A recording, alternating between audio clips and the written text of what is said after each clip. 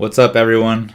Welcome to the first video of my channel. My name is Jose, and in this one I'll be showing you kind of the basics of how I start. So this file here in front of me, the black and white file, it's all drawn with using the pen tool in Illustrator, and then once that point is done, then I drag and drop it into Adobe Photoshop.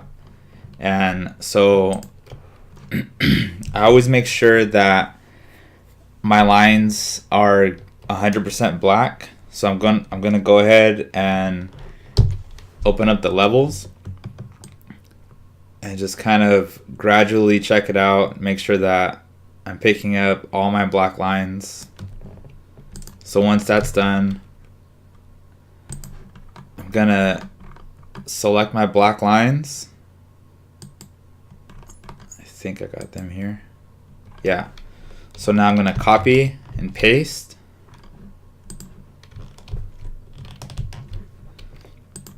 So that my lines alone are all on one layer.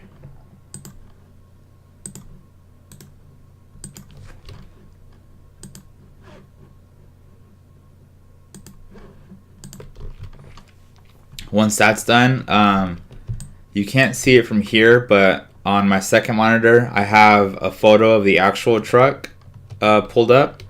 So now I'm gonna go and use my wand tool and individually click in the spaces that I want to select, and I'm gonna start adding color here.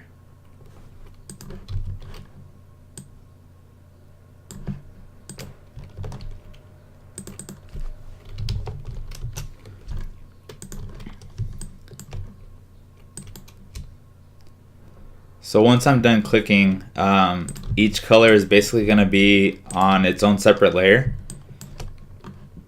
My blues and blacks, oranges, reds. The only thing, I won't make white its own layer. It'll kind of stay on the original one that we dragged and dropped into Photoshop.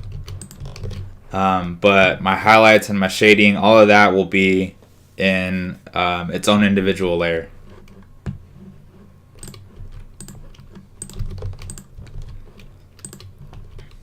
So as you can see, all I'm doing, I'm using right now the original file that we dropped into Photoshop to click and select individual pieces and color them, but you can do the same thing with all the lines that we copy and pasted into one layer.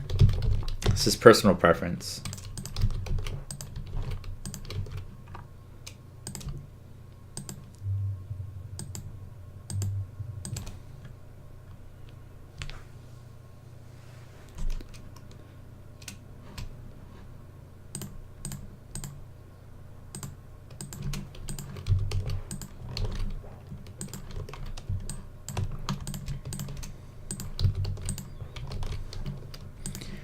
When I'm gonna be painting a truck or anything else that has white in it that involves shading, I like to make my background kind of a dark gray color, and that'll end up working as just like a giant swatch, because when I'm adding shading to a truck or anything else that's white, I like to use gray tones instead of black. So when we go to print these on t-shirts, the gray is kind of a nice gradient, where if you use black for the shading, a lot of the times there's too much pressure, and when it's pressed down on it, it just looks super dark, and it's kind of overwhelming on the white.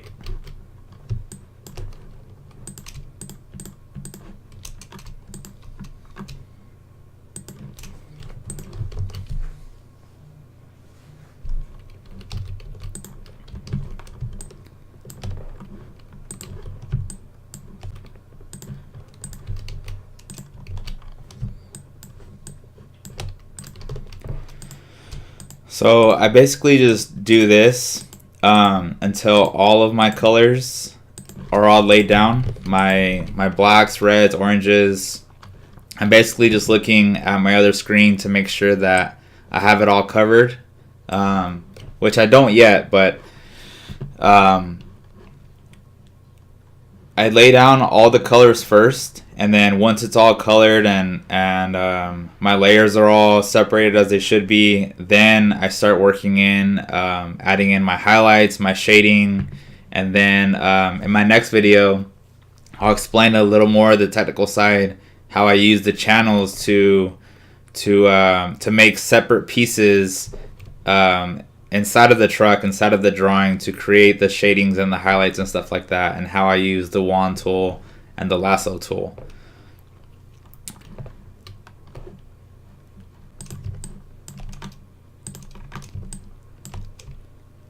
Now I'm gonna be filling in the red reflectors here. So that'll be it for this video here. Thank you guys for checking it out, for watching. Hopefully this is my first video, so hopefully I didn't say a lot, which I think I did. So my next video, like I said, I'll be covering more of the details, and that should be up here hopefully today also, or in the next couple days. So thank you guys for stopping by, and I appreciate the love.